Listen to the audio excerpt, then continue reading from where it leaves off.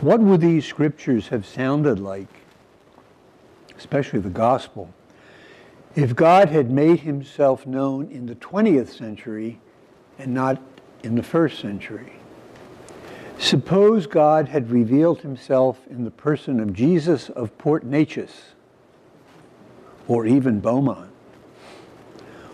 What then would the witnesses of that coming of God among us in the person of Jesus of Port Neches, what would they have said in their writings as they recall the great event that they had experienced? Would they have Jesus talking about the kingdom of God to people who don't live in a kingdom? We haven't been in a kingdom for a long, long time in this country. Would he have talked about the Republic of God or the country of God or something like that? All of this that we read in the scriptures has to be put in the context of when God initially came among us in the person of a human being called Jesus of Nazareth. And what we read here in these scriptures, we have to sort of transpose into our own terminology in our own day and age.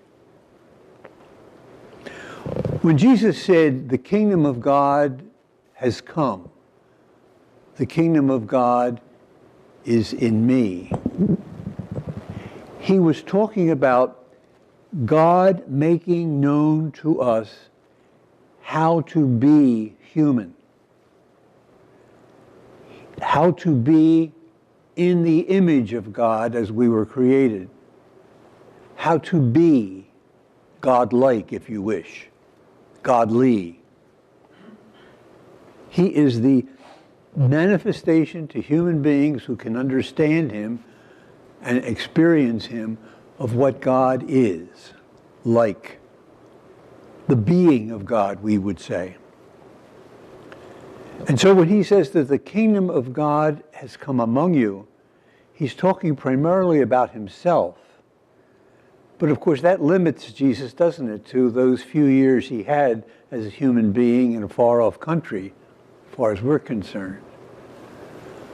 But later he says, the kingdom of God is among you.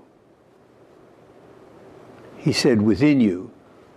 In the Greek, it can be either way. And I think it was a deliberate,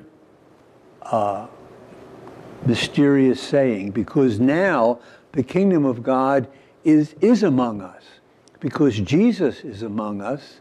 And where do we find him? In the persons of his disciples. That's where the kingdom is active in the world. Last week, we heard about the kingdom of God compared to yeast put into flour and water and to make bread, to have it rise and expand. And that is exactly what Jesus is talking about when he calls us to be the kingdom of God. We are like yeast in the world, causing the kingdom of God to spread and grow and develop. It's a process.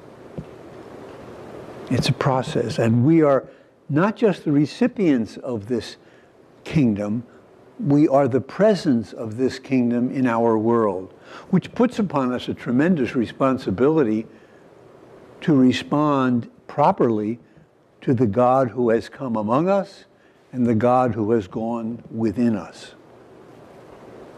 And no matter what happens in human life, as St. Paul said in the second reading today, no matter what happens in human life, whether we see it as a good thing or a bad thing, a disappointment or a sickness, or something wonderful happening to us, out of all the things that we experience, God can keep the kingdom, his being, growing in our world, even though we, on our level and in our time and space, see things perhaps negatively.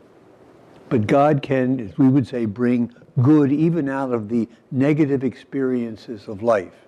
And that is what Jesus is calling us to do, to mirror in our present world, in our family, in our culture, our workplace, in our city, Beaumont, Port Neches, wherever we find ourselves, to mirror the being of God, to be like God. which was exactly what God wanted in the first place, right, from Genesis.